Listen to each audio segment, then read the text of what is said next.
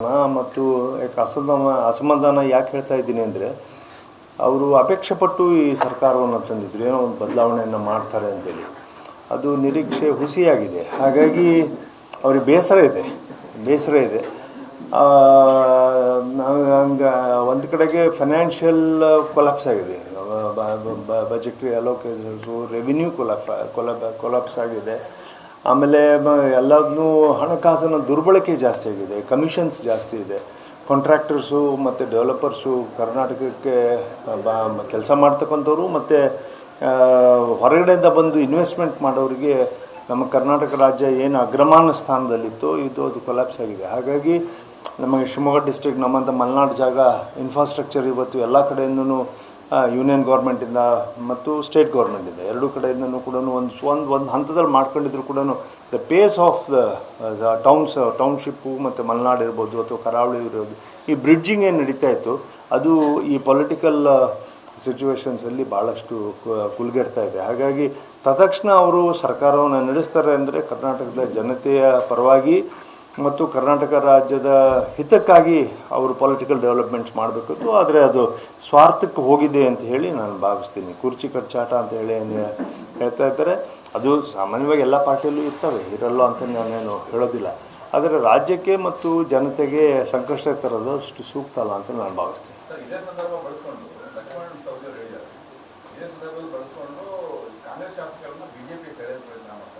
Falls, ಸಾಧ್ಯನೇ ಇಲ್ಲ. ಒಂದು ಪೊಲಿಟಿಕಲ್ ಡೆವಲಪ್ಮೆಂಟ್ಸಲ್ಲಿ ಎಲ್ಲರೂ ಕೂಡ ಇವತ್ತು ನೋಡ್ತಕ್ಕಂಥದ್ದು, ಇನ್ ಕೇಸ್ ಏನಾದರೂ ಹೆಚ್ಚು ಕಮ್ಮಿ ಆದರೆ ಎಲೆಕ್ಷನ್ಸು ಅಂತೇಳಿ. Elections are so very expensive today. And elections ತೀರ್ಮಾನಗಳನ್ನು ಜನ ಮಾಡೋದು ಯಾವ ನಿಟ್ಟಿನಲ್ಲಿ ಮಾಡ್ತಾರೆ ಅನ್ನೋದು ಇವತ್ತು ಯಾರಿಗೂ ಗೊತ್ತಿಲ್ಲ. ಆ್ಯಂಡ್ 224 ಜನ ಶಾಸಕರು ಕೂಡ ಇನ್ನು ಉಳಿದಿರ್ತಕ್ಕಂಥ 2.5 ವರ್ಷ ಸುಭದ್ರವಾಗಿರ್ತಕ್ಕಂಥ ಸರ್ಕಾರ ಇರಲಿ ಅಂತೇಳಿ ಅಪೇಕ್ಷೆ ಪಡ್ತಾರೆ ಹೊರತು, ಯಾರೂ ಕೂಡ ನಾವು ಈ ಸರ್ಕಾರವನ್ನು ಬೀಳಿಸಬೇಕು, ನಾವು ಚುನಾವಣೆಗೆ ಹೋಗಬೇಕು ಅಂತೇಳಿ ಅಪೇಕ್ಷೆ ಯಾರಿಗೂ ಇರೋದಿಲ್ಲ. ಆ್ಯಂಡ್ ಐ ವಿಶ್ ಆಲ್ಸೋ ಯಾವುದೇ ಕಾರಣಕ್ಕೂ ಕೂಡ ಸರ್ಕಾರ ಬೀಳಬಾರ್ದು. ಯಾವುದೇ ಇದು ಎಲೆಕ್ಷನ್ಸು, ಮಧ್ಯಂತರದ ಎಲೆಕ್ಷನ್ಸು ಬರಬಾರ್ದು. ಬಿಕಾಸ್ ಗೌರ್ಮೆಂಟ್ ಆಫ್ ಇಂಡಿಯಾ ಅಥವಾ ಭಾರತ ಇವತ್ತು ದೊಡ್ಡದು ಯೋಚನೆ, ಒನ್ ನೇಷನ್ ಒನ್ ಎಲೆಕ್ಷನನ್ನು ನೋಡ್ತಾ ಇದೆ. ಈ ಬಿಲ್ ಕೂಡ ಅದು ಇದಾಗಿದೆ. ಹಾಗಾಗಿ they ಫೋರ್ಸಿ for better political setup. ಇವಾಗ ಈ ಥರ ಮಾಡೋದ್ರಿಂದ ಅದು ಮತ್ತಷ್ಟು ಜನನ ಕೆರಳಿಸುತ್ತೆ ಅಂತ ಭಾವಿಸ್ತೀನಿ. ಸರ್ಕಾರ ಯಾರದೇ ಪರವಾಗಿ ನಿಂತರೂ ಕೂಡ ನಾಳೆ ದಿನ ವಿರೋಧ ಪಕ್ಷದಲ್ಲಿದ್ದರು ಅಲ್ಲಿಗೆ ಹೋಗ್ಬೋದು, ಇಲ್ಲಿಗೆ ಹೋಗ್ಬೋದು. ಪೊಲಿಟಿಕಲ್ ಸೆಟಪ್ನಲ್ಲಿ ಜನ ಇದಕ್ಕೆ ಸಂಕಷ್ಟಕ್ಕೆ ಹೋಗ್ತಾರೆ.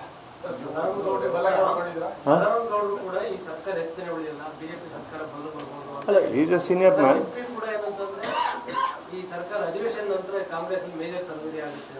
ಅಲ್ಲ, major surgery of the government ministerial ಏನಿದೆ ಅದು ಒಂದು ಪ್ರಕ್ರಿಯೆನೇ. ಅದು ಮುಖ್ಯಮಂತ್ರಿಗೆ ಮತ್ತು ಅವರು ವರಿಷ್ಠರಿಗೆ ಬಿಟ್ಟಿರ್ತಕ್ಕಂಥ ವಿಚಾರ ಅದು.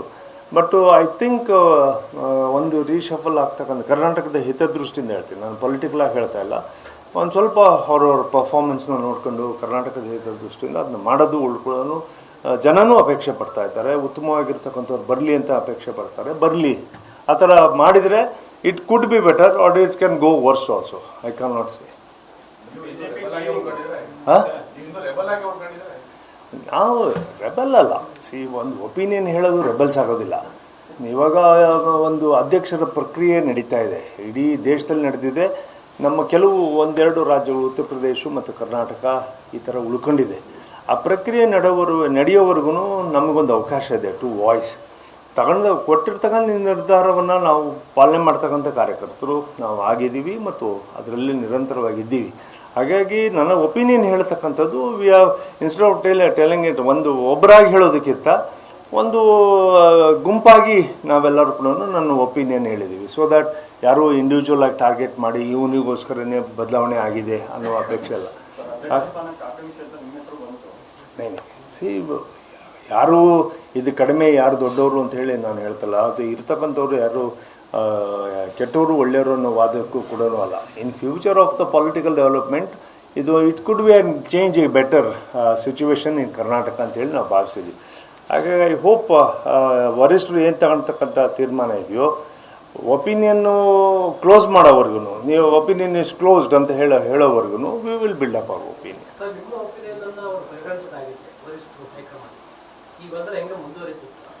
ಸಿ ನಮ್ಮ ಒಪಿನಿಯನ್ನಿಂದನೇ, ನಮ್ಮ ಗ್ರೂಪ್ ಅಂದರೆ ನನ್ನ ಒಪಿನಿಯನ್ ಅಲ್ಲ, ನನ್ನ ಗ್ರೂಪ್ ಒಪಿನಿಯನ್ನಿಂದನೇ ವಕ್ಫ್ ಕಾನೂನಿಗೆ ನಾವು ಸಹಕಾರಿಯಾದ್ವಿ. ವಾಲ್ಮೀಕಿ ಹಗರಣನ ನಾವು ಹೈಕೋರ್ಟಲ್ಲಿ ತಗೊಂಡೋಗ್ಬಿಟ್ಟು CBI ಕೊಡ್ತಕ್ಕಂಥ ಪ್ರಕ್ರಿಯೆಯಲ್ಲಿ ಮಾಡಿದ್ವಿ. ನುಸುಳುಕೋರರು ನಮ್ಮ ಇಲ್ಲಿಗಲ್ ಇಮಿಗ್ರೆಂಟ್ಸ್ ಏನಿತ್ತು ಅದರದ್ದೊಂದು ಡೆವಲಪ್ಮೆಂಟ್ಸ್ನ ಮಾಡ್ತಕ್ಕಂಥ ಪ್ರಕ್ರಿಯೆ ಮಾಡಿದ್ವಿ.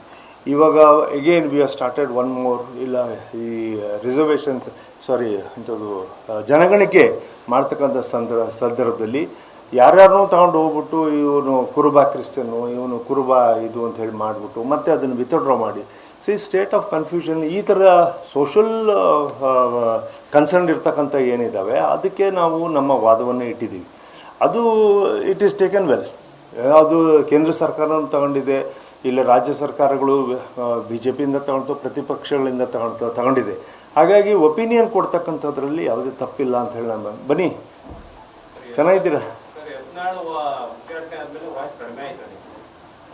ಸಿ ವಾಯ್ಸ್ಗಳ ನಮ್ಮದು ವಾಯ್ಸ್ ಕಡಿಮೆ ಆಗಿದೆ ಅಂತ ಹೇಳಿ ನಾನು ಯಾವುದಕ್ಕೂ ಅವಶ್ಯಕ. ಯಾಕೆಂದರೆ ನಾವು ಅದು ಆದಮೇಲೆ ಯತ್ನಾಳ್ ಇಲ್ಲದೆ ನಾವು ನುಸುಳುಕೋರರ ಬಗ್ಗೆ ನಾವು ಮಾತನಾಡಬೇಕು. ನುಸುಳುಕೋರರಿಗೆ ಇವತ್ತು ಕಾನೂನು ಬಗ್ಗೆ ದೇಶವ್ಯಾಪ್ತಿ ಅದ್ರ ಬಗ್ಗೆ ಹೋರಾಟ ನಡೀತಾ ಇದೆ. ಇವನು ಇನ್ಫ್ಯಾಕ್ಟ್ ಸ್ಟೇಟ್ ಗೌರ್ಮೆಂಟ್ ಅದಕ್ಕೆ ಸ್ಪಂದಿಸಲಿಲ್ಲ. ನಾನು ರೆಕಾರ್ಡ್ ಕೊಟ್ಟಿದ್ದಕ್ಕೆ ಇವತ್ತಿನವರೆಗೂ ಕೂಡ ಪಾಕಿಸ್ತಾನಿ ಎಲ್ಲರನ್ನೂ ಕೂಡ ಕಳಿಸಿದರು. ಯೂನಿಯನ್ ಗೌರ್ಮೆಂಟಿಂದ ಪಾಕಿಸ್ತಾನದ ಲೀಸ್ಟ್ ಬಂತು, these are the properties headed by the Pakistanis, ಅದನ್ನು ಆಕ್ಷನ್ ಮಾಡಿಸಿ ಇದನ್ನೇ ದೇಶದ್ರೋಹಿಗಳಿರ್ತಕ್ಕಂಥದ್ದು ಸರಿಯಲ್ಲ ಅಂತಕ್ಕಂಥ ಸ್ಟೇಟ್ ಗೌರ್ಮೆಂಟ್ ಸ್ಪಂದಿಸಲಿಲ್ಲ. ಇನ್ಫ್ಯಾಕ್ಟ್ ಹೋಮ್ ಮಿನಿಸ್ಟರ್ ಪರಮೇಶ್ವರ್ ಅವರು ಕೂಡ ಒಂದು ಮೀಟಿಂಗ್ನೂ ಕೂಡ ನುಸುಳುಕೋರರ ಬಗ್ಗೆ ಕರ್ನಾಟಕ ರಾಜ್ಯದಲ್ಲಿ ಒಂದು ದಿಟವಾಗಿರ್ತಕ್ಕಂಥ ವಾತಾವರಣನ ಸೃಷ್ಟಿ ಮಾಡ್ತವೆ. ಇನ್ಫ್ಯಾಕ್ಟ್ ನಾವು ಅಡಿಕೆ ತೋಟ ಮತ್ತು ಕಾಫಿ ತೋಟಕ್ಕೆ ಈ ಕಡೆಗೆಲ್ಲ ಹಾಸನ, ಸಕಲೇಶ್ಪುರ ಈ ಕಡೆಗೆಲ್ಲ ಹೋದರೆ ಅನ್ಬಿಲೀವಬಲ್ ಎನ್ವೈರ್ಮೆಂಟ್ ಇದೆ.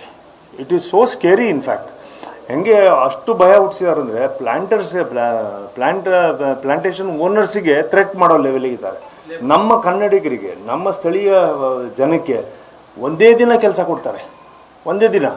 ಅವರು ನಾವೆಲ್ಲರೂ ಬಿಹಾರದವರು, ನಾವು ಆಸಾಮ್ನವರು ಹಿಂಗೆ ಅಂತ ಹೇಳ್ಕೊತಾರೆ. ನಮ್ಮ ಭಾರತೀಯರು ಎಲ್ಲಿ ಬೇಕಾದ್ರೆ ಕೆಲಸ ಮಾಡ್ಬೋದು. We don't.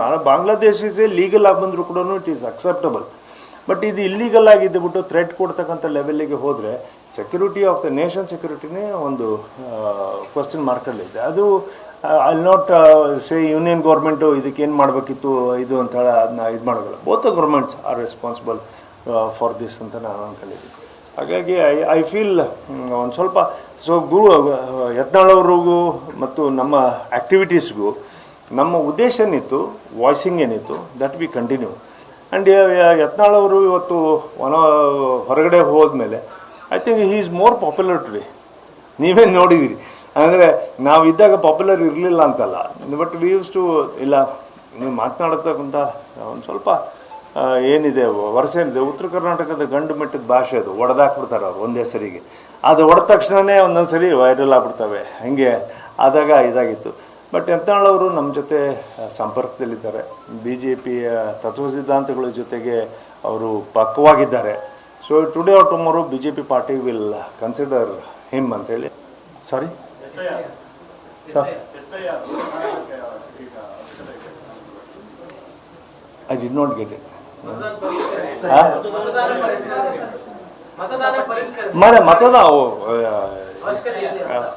ಮತದಾನ ಪರಿಷ್ಕರಣೆ ಇದು ನಿರಂತರವಾಗಿ ನಡೆಯತಕ್ಕಂಥ ಪ್ರಕ್ರಿಯೆ ಅಂತೇಳಿ ನಾನು ಭಾವಿಸಿದ್ದೀನಿ. BLA 1, BLA 2 are the major force in this.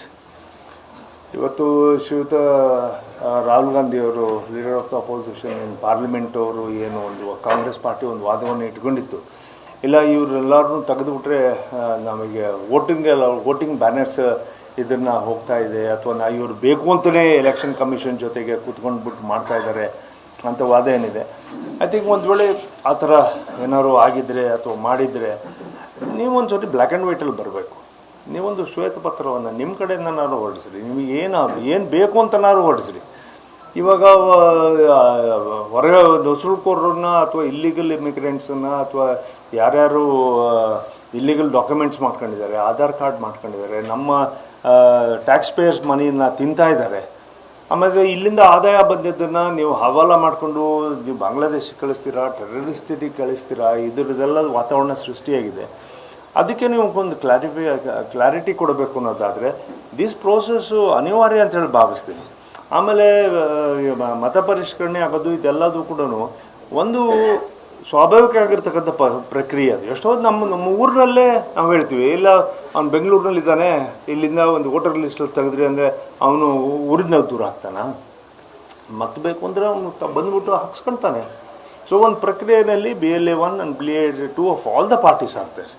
So ಅವರವರು ಜವಾಬ್ದಾರಿಯನ್ನು ನಡೆಸಬೇಕು. ಅದನ್ನು ಪೊಲಿಟಿಕಲ್ ಪಾರ್ಟೀಸ್ ಮೇಲೆ ಅಥವಾ ಒಂದು ಆಟೋನಮಸ್ ಬಾಡಿ ಮೇಲೆ ಯಾವುದೇ ಇರ್ಬೋದು, ಅದು ಎಲೆಕ್ಷನ್ ಕಮಿಷನ್ ಇರ್ಬೋದು, CBI ಇರ್ಬೋದು, ಅಥವಾ NSA, ಈ ಥರ ಇದ್ರ ಮೇಲೆ ನೀವು ಗುಬೆ ಕೂರಿಸ್ತಕ್ಕಂಥ ಪ್ರಯತ್ನ ಇದೆ. False allegations. ಆಮೇಲೆ ಇದಕ್ಕೆ ರಾಜಕೀಯವಾಗಿ ದೇಶದ ದುರಂತಗಳು ಇವೆಲ್ಲವೂ ಕೂಡ. ಸಾರಿ, ಏನು ವಿಜೇಂದ್ರವ್ರನ್ನ ಮತ್ತೆ ಮುಂದುವರಿಸಿದ್ದೇ ಆದ್ರೆ ಮತ್ತೆ ನಾವು ಹೊಸ ಪಕ್ಷ ಕಟ್ಟಿಸ್ತೀವಿ ಹೇಳಿದ್ದಾರೆ, JCB ಪಕ್ಷ ಕಟ್ಟಿಸ್ತೀವಿ. ಹಾಗೇನಾದ್ರೂ ಆ ಪಕ್ಷಕ್ಕೆ ಸೇರ್ಪಡೆ ಆಗ್ತಾರೆ ಅಂತ ಹೇಳಿ ಅವ್ರದ್ದು ಒಪಿನಿಯನ್ ಅವ್ರ ಹತ್ರನೇ ಕೇಳ್ಬೇಕು. ನಾನು ಹೆಂಗೆ ಹೇಳಿ ಅವ್ರ ಉತ್ತರನ? ನಾವು ಬಿ ಜೆ ಪಿಲಿ ಇದ್ದೀವಿ. ಅವ್ರು ಒಂದೇ ಬಣ ಪ್ರಶ್ನೆ ಬರೋದಿಲ್ಲ. ಯಾವುದೋ ಒಂದು ವಾದಕ್ಕೆ ನಾವು ಇವಾಗ JDSನವರು ನಮ್ಮ ಜೊತೆ ಸೇರ್ಕೊಂಡಿದ್ದಾರೆ. JDSನವ್ರು ಕೆಲವರು ಒಪಿನಿಯನಲ್ಲಿ ಅವರು ಇದು ಮಾಡ್ಬೋದು. ಹಾಗೆ ನಮ್ಮ ಪಾರ್ಟಿಯಲ್ಲಿ ನಮಗೊಂದು ಆಂತರಿಕವಾಗಿರ್ತಕ್ಕಂಥ ಒಂದು ಪ್ರಜಾಪ್ರಭುತ್ವ ಇದೆ, ಸ್ವಾತಂತ್ರ್ಯ ಇದೆ.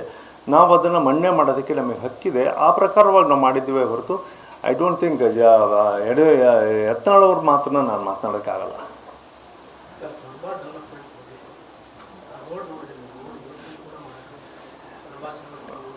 ವೆರಿ ಅನ್ಫಾರ್ಚುನೇಟು. ಅಂದರೆ ಡೆವಲಪ್ಮೆಂಟ್ಸ್ ಆಫ್ ನಾನು ಸ್ವರ್ಬ ಅಂತೇಳಿ ಪರ್ಟಿಕ್ಯುಲರಾಗಿ ಇದು ಮಾಡೋಕ್ಕೂ ಅಲ್ಲ, ಥ್ರೂ ಔಟ್ ದ ಸ್ಟೇಟು ಇನ್ನು ಸ್ವರ್ಬ ದಂಧೆ ಕ್ಷೇತ್ರ ಆಗಿರೋದ್ರಿಂದ ನಮ್ಮ ಒಂದು 5 ವರ್ಷದಲ್ಲಿ ಸಾಕಷ್ಟು ಬದಲಾವಣೆಯನ್ನು ತರ್ತಕ್ಕಂಥ ಪ್ರಯತ್ನ ನಮ್ಮ ಕ್ಷೇತ್ರದಲ್ಲಿ ಆದಂಗೆ ಇಡೀ ರಾಜ್ಯದಲ್ಲೂ ಕೂಡ ಆಗಿತ್ತು ಒಂದು ಸ್ವಲ್ಪ. ಆದರೆ ಇವತ್ತಿನ ರಾಜಕೀಯ ಪರಿಸ್ಥಿತಿನಲ್ಲಿ ಮತ್ತು ಆಡಳಿತವಾಗಿರ್ತಕ್ಕಂಥ ಪರಿಸ್ಥಿತಿನಲ್ಲಿ ಜಿಲ್ಲಾ ಮಂತ್ರಿಗಳು ಅದಕ್ಕೆ ಗಮನ ಹರಿಸ್ತಾ ಇಲ್ಲ ಮತ್ತು ತಂದಿರ್ತಕ್ಕಂಥ ಅನುದಾನನ ಉಳಿಸ್ಕೊಳ್ಳೋಕ್ಕೂ ಹೋಗಲಿಲ್ಲ. This was the problem. ಒಂದು ಸ್ವಲ್ಪ ಅನುದಾನನ ಸುಮಾರು ನಿಯರ್ಲಿ ಓವರ್ 700 crores ನಮ್ಮ ಕೈಯಲ್ಲಿತ್ತು. ಸ್ವರ್ಬಕ್ಕೆ ಅಲಾಟ್ ಆಗಿದ್ದ ಹಣನೇ ಇತ್ತು. ಅದನ್ನೇ ಮುಂದುವರಿಸ್ಕೊಂಡಿದ್ದರೆ ಒಳ್ಳೆಯದಿತ್ತು. ಅವ್ರಿಗೆ ಏನು ಅನ್ನಿಸ್ತೋ ಗೊತ್ತಿಲ್ಲ, ಇದು ಕಾಂಗ್ರೆಸ್ ಹಣ, BJP ಹಣ ಅಂತ ಹೇಳಿ ಮನಸ್ಸಿಗೆ ಬಂತು ಏನೋ ಗೊತ್ತಿಲ್ಲ. ಅದನ್ನೆಲ್ಲ ಬಿಟ್ಟಾದ್ಮೇಲೆ ವಾಪಸ್ ತರೋದಕ್ಕೆ ಭಾಳ ಪ್ರಯತ್ನ ಮಾಡಿದ್ರು. He being the district minister, I just wish him all the best. In the interest of the district, he should concentrate on the district. And ಸ್ವರ್ಬಾ ಕ್ಷೇತ್ರ ಒಂದು ಒಳ್ಳೆ ಡೆವಲಪ್ಮೆಂಟ್ ಆಗಿತ್ತು. ವಿಶೇಷವಾಗಿ ಅದಕ್ಕೆ ನಮ್ಮ ಏನದು ವಿಸ್ತಾರ ಒಂದು ಬಿಲ್ಡಿಂಗು 100 crores ಒಂದು ಆಡಳಿತ ತಾಲೂಕು ಲೆವೆಲ್ಗೆ ಬೊಮ್ಮಾಯಿಯವರು ಮತ್ತು ಯಡಿಯೂರಪ್ಪನವರು ಮಾಡಿಕೊಟ್ಟಿದ್ರು ನನಗೆ. One of its kind in whole of India. ಪಾರ್ಲಿಮೆಂಟನ್ನು ರೆಪ್ಲಿಕಾ ಮಾಡಿಬಿಟ್ಟು all the departments under one roof. All the departments, ಯಾವ ಒಂದು ಅರ್ಜಿ ಒಂದು ಕಿಟಿಗೆಯಲ್ಲಿ ಕೊಟ್ಟರೆ it will circulate with all the departments ಅಂತ ಹೇಳಿ ಆ ಥರ ಒಂದು ವೆರಿ ಫ್ಯೂಚರಿಟಿಕ್ ಇದರಲ್ಲಿ ಮಾಡಿದ್ವಿ. ಬಟ್ ಅದನ್ನು ಕೆಲಸ ಟೆಂಡರ್ ಮಾಡಿದ್ದನ್ನು ನಿಲ್ಲಿಸ್ಬಿಟ್ಟಿದ್ದಾರೆ. ಇಂಥ ಕಾರ್ಯಕ್ರಮಗಳನ್ನೆಲ್ಲ ಒಂದು ಸ್ವಲ್ಪ ಕಾನ್ಸಂಟ್ರೇಟ್ ಮಾಡಲಿ. ಒಂದು ಸ್ವಲ್ಪ ಅನುಭವದ ಕೊರತೆನೂ ಇರ್ಬೋದು ಅವರಿಗೆ, ನಾನು ಇಲ್ಲ ಅಂತ ಹೇಳಲ್ಲ. ಬಟ್ ಒಂದು ಸ್ವಲ್ಪ ಮಾಡಿದ್ದನ್ನು ಒಂದು ಸ್ವಲ್ಪ ಅಫಿಷಿಯಲ್ಸ್ ಜೊತೆಗೆ ಅಥವಾ ಪೊಲಿಟಿಕಲ್ ಲೀಡರ್ಸ್ ಜೊತೆಗೆ ಎಲ್ಲ ಪಕ್ಷದವ್ರನ್ನೂ ಬೇಕಾದ್ರೆ ಸೇರಿಸ್ಕೊಂಡ್ಬಿಟ್ಟು ಬೇಕಾದಂಥವ್ರಿಗೆ ಅವ್ರಿಗೆ ಯಾರನ್ನ ಪೊಲಿಟಿಕಲ್ ಆಗಿ ಸರಿ ಅನಿಸುತ್ತೋ ಇಡೀ ಡಿಸ್ಟ್ರಿಕ್ನಲ್ಲೂ ಕೂಡ ಮಾಡಬೇಕು. ಅದೇ ರೀತಿಯಲ್ಲಿ ತಾಲೂಕಲ್ಲೂ ಕೂಡ ಮಾಡಬೇಕು ಅಂತೇಳಿ ಅವರಲ್ಲಿ ನಾನು ವಿನಯಪೂರ್ವಕವಾಗಿ ಕೇಳ್ಕೊಳ್ತೀನಿ.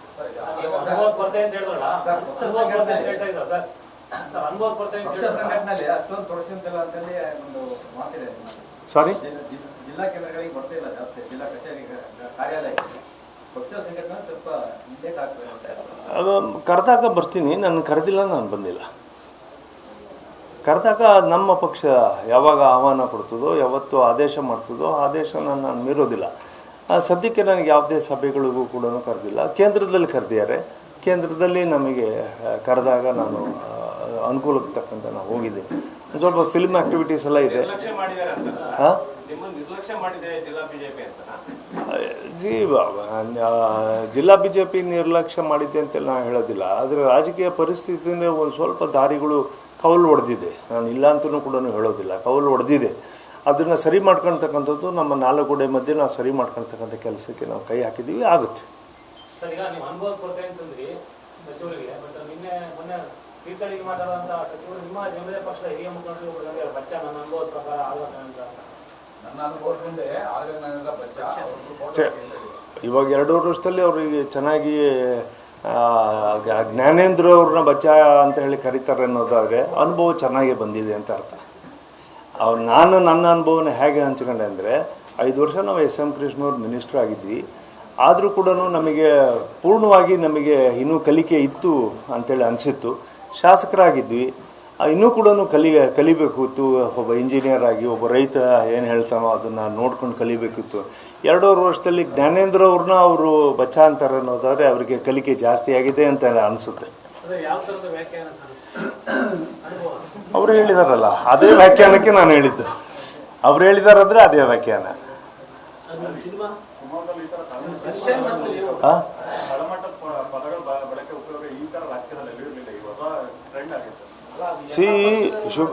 ಶಿವಮೊಗ್ಗದಲ್ಲಿ ಭಾಳ ರಾಜಕೀಯವಾಗಿ ವ್ಯತ್ಯಾಸಗಳಿದ್ದರೂ ಕೂಡ political leaders are always together.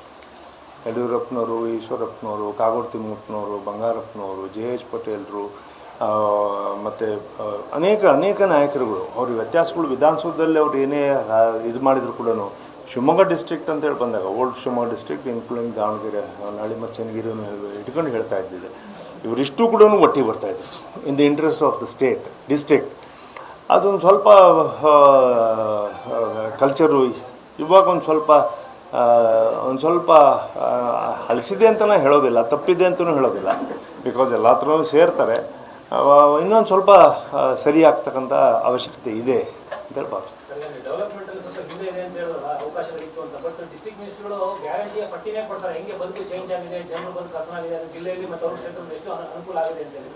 Individual ಆಗಿ ಅವ್ರು ಕೊಟ್ಟಿರ್ತಕ್ಕಂಥದ್ದಕ್ಕೆ ನನ್ನ ಆಕ್ಷೇಪ ಇಲ್ಲ. ಆದರೆ ಡಿಸ್ಟ್ರಿಕ್ಟ್ ಡೆವಲಪ್ಮೆಂಟ್ಸ್, ಇವಾಗ Sigandur bridge one of the biggest achievements of our state. ಅದೇ ರೀತಿಯಲ್ಲಿ ನಮಗೆ ಬೇರೆ ಇದ್ದಾವೆ. ನ್ಯಾಷನಲ್ ಹೈವೇಸು ಇವತ್ತು ಮುಂದೆ ಹೋಗಬೇಕಿತ್ತು, ಏರ್ಪೋರ್ಟು ನೈಟ್ ಲ್ಯಾಂಡಿಂಗ್ ಆಗಬೇಕಿತ್ತು, ಆಮೇಲೆ ನೀರಾವರಿ ಯೋಜನೆ ಆಗಬೇಕಿತ್ತು. ಶರಾವತಿ ಭಾಗದಲ್ಲಿ ಬಗರುಕುಂ ಅಂತ ಹೇಳ್ಬಿಟ್ಟೆ ಅದ್ರ ಕೂಗಿತ್ತು. ಇವತ್ತು ಬಗರುಕುಂ ಇವ್ರನ್ನ ಒಕ್ಕಲೆಬ್ಬಿಸ್ತಕ್ಕಂಥ ಕೆಲಸ ಆಗ್ತಾ ಇದ್ದಾವೆ. ಅನೇಕ ಸಮಸ್ಯೆಗಳಿದ್ದಾವೆ. ಹಾಗಾಗಿ ಸ್ಟೇಟ್ ಇಶ್ಯೂಸ್ ಏನಿದ್ದಾವೆ ಅವನ್ನೆಲ್ಲವನ್ನು ಕೂಡ ಇಲ್ಲಿ ತಗೊಳ್ತಕ್ಕಂಥ ಅವಶ್ಯಕತೆ ಇದೆ. ಆ ಥರ ಪ್ರಯಾರಿಟಿನಲ್ಲಿ ಹೋಗ್ತಕ್ಕಂಥ ಅವಶ್ಯಕತೆ ಇದೆ ಅಂತೇಳಿ ನಾನು ಭಾವಿಸ್ತೀನಿ. Thank you very much.